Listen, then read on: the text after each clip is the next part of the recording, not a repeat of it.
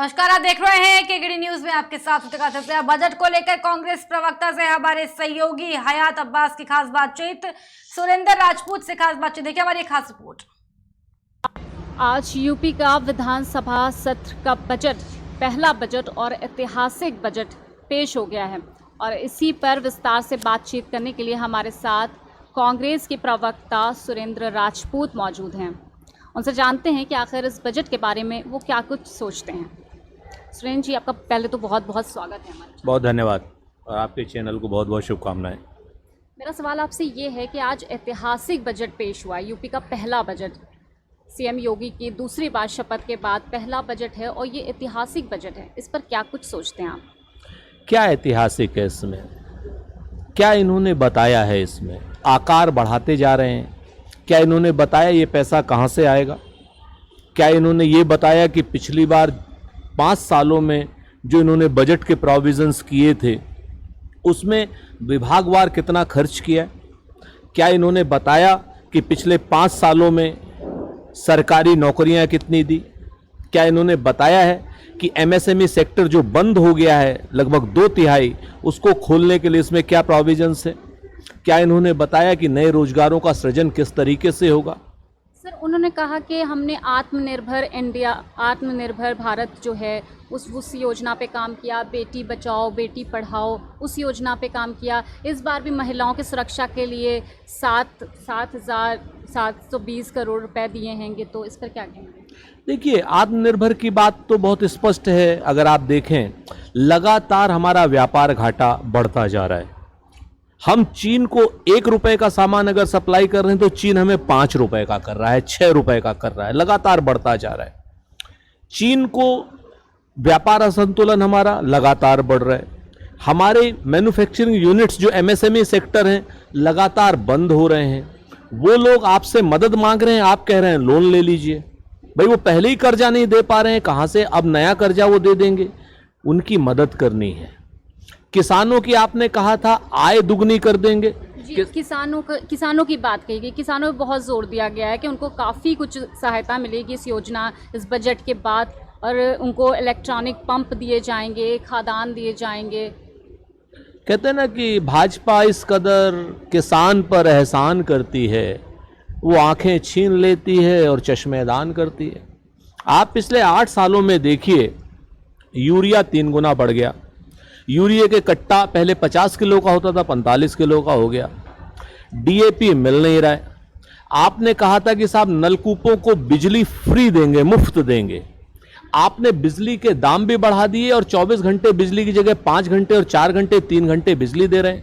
किसान diesel pumping set से अपनी सिंचाई करना चाहता है, डीजल के रेट आसमान को छू रहे हैं। किसान की फसल इस बार गेहूं थोड़ी सी अच्छी सी बिकने लगी थी, आपने तुरंत निर्यात पे रोक लगा के किसान की गेहूं को फिर से एकदम नीचे ले आए। क्रय हो नहीं रही है।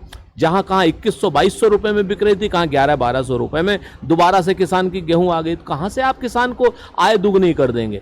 किसान के खर्चे को आपने 2 से 3 गुना कर दिया है। किसान की आय खत्म हो गई। किसान आत्महत्या करने को विवश है। किसान के नलकूप में पानी नहीं है, उसके पास बिजली नहीं है, नहरों में टेल्स तक पानी नहीं जा रहा है, उसके बच्चे बेरोजगारी से परेशान हैं, और आप कह रहे हैं कि आय दुगनी हो गई। कहां से आय दुगनी हो गई? सर, 2024 के इलेक्शन बहुत करीब हैं, तो जिस तरह से बजट में किसान और महिला और युवा, ज़्यादातर युवा पे खास ध्यान दिया गया, तो क्या लगता है कि इसका कितना असर पड़ेगा? ध्यान तो नहीं दिया गया, ना युवा पे, ना किसान पे, ना महिला पे। हाँ, योगी जी ने बयान जरूर दिया है। ये बयान बहादुरों की सरकार है। अगर बच्चों को रोजगार मिल रहे होते तो बच्चे यहाँ पर काशीराम उद्यान में नहीं बैठे होते। 2012 से लेकर के अब तक के बच्चे विभिन्न डिपार्टमेंट्स के यहाँ पर बैठे हुए आपके सामने। नए रोजगार सृजन नहीं हो रहे। 72,000 पद रेलवे के जो खाली थे वो खत्म कर दिए गए, यानी अब दोबारा उन पे भर्ती नहीं होगी। उत्तर प्रदेश के हजारों पद जो खाली हैं, लाखों पद, उनमें से हजारों पद खत्म कर रहे हैं। कह रहे हैं ये यूजफुल नहीं है। तो जब आप रोजगार को खत्म कर दे रहे हैं तो युवाओं के लिए आप कौन सा काम कर रहे हैं, ये बताइए ना। आपने कहा साहब हम ग्राउंड ब्रेकिंग सेरेमनी कर रहे हैं। 2017 में इन्होंने एक 4,98,000 करोड़ के MOU साइन किए थे। कितने रुपए की इंडस्ट्री आई है यहाँ पर? नहीं आई है। सच बात यह है कि झूठ बोलने वालों की सरकार है। अच्छा सर, ATS के संगठन करेंगे बोल रहे हैं, संगठनों का गठन होगा 5 शहरों में, तो इस पे क्या कहना चाहेंगे? 5 पे नहीं, 12 पे। अच्छी बात है ना। ATS तो नया रोजगार कहाँ मिल रहा है। पुलिस वालों को, प्रशिक्षित लोगों को ATS में डालेंगे, और अच्छी बात है, डालना चाहिए।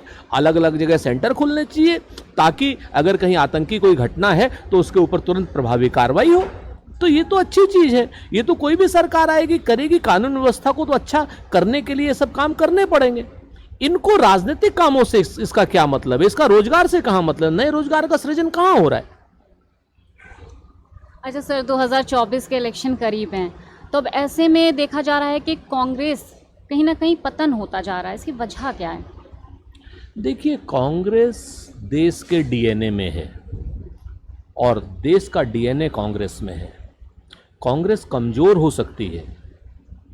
कांग्रेस गांव-गांव में है। कांग्रेस आपके मन में भी, हमारे मन में, जो सत्ता वाले हैं उनके मन में भी है। सच बात यह है कि हम राहुल जी के नेतृत्व में, प्रियंका जी के नेतृत्व में गांव-गांव जा रहे हैं, पाँव-पाँव जा रहे हैं। कई बार ये बात कही गई कि कांग्रेस से इस्तीफा दे देना चाहिए राहुल जी को, प्रियंका जी को। ये देखिए, सच बात ये है, जो लोग इस तरीके की बातें कहते हैं उन्हें अपने दलों को देखना चाहिए, अपने मीडिया हाउसेस को देखना चाहिए। कांग्रेस किससे इस्तीफा लेगी और किससे नहीं लेगी ये उनका विषय नहीं है, कांग्रेस का विषय है। और कांग्रेस श्रीमती प्रियंका गांधी जी, सोनिया गांधी जी और राहुल गांधी जी के नेतृत्व में पूरी तरीके से मजबूती से खड़ी है, और गांधी परिवार हमारी प्रेरणा का स्रोत है। सर, जिस तरह से अभी सिब्बल जी ने छोड़ दी कांग्रेस और अखिलेश यादव के साथ आ गए, बड़े बड़े चेहरे छोड़ रहे हैं साथ कांग्रेस का। भाई देखिए, सिब्बल जी अखिलेश जी के यहाँ चले गए, उन्होंने कहा हमने इस्तीफा दे दिया, उनको शुभकामनाएं। राज्यसभा जा रहे हैं, उनको भी शुभकामनाएं। हमारे पास राज्यसभा नहीं है आज की डेट में। और सच बात यह है कि जो भारतीय जनता पार्टी की नीतियों से, सांप्रदायिक विभाजनकारी सोच से, देश को तोड़ने वाली नीतियों से, अर्थव्यवस्था को बर्बाद करने वाली नीतियों से लड़ सकता है, वो कांग्रेस में रहे। और जो नहीं लड़ पा रहा है, जिसे उच्च सदन ही चाहिए, उनको शुभकामनाएं दी जा सकती है। कांग्रेस का मुख्य चेहरा कौन रहेगा 2024 के इलेक्शन में? क्या प्रियंका जी को आप लोग लेकर आएंगे? देखिए, कांग्रेस जो है अपने आप में मुख्य चेहरा है। इस वक्त कांग्रेस की अध्यक्षा श्रीमती सोनिया गांधी हैं। हम लोग उनके नेतृत्व में पूरी तरीके से, राहुल जी, प्रियंका जी, बाकी सब लोग उनके नेतृत्व में आगे बढ़ रहे हैं।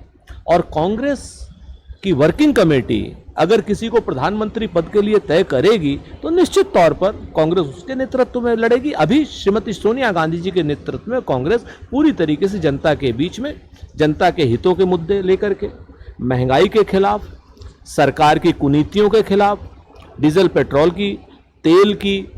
सर, डीजल पेट्रोल की बात करें तो 10 रुपये कम हो गए, इस पर क्या कहेंगे आप?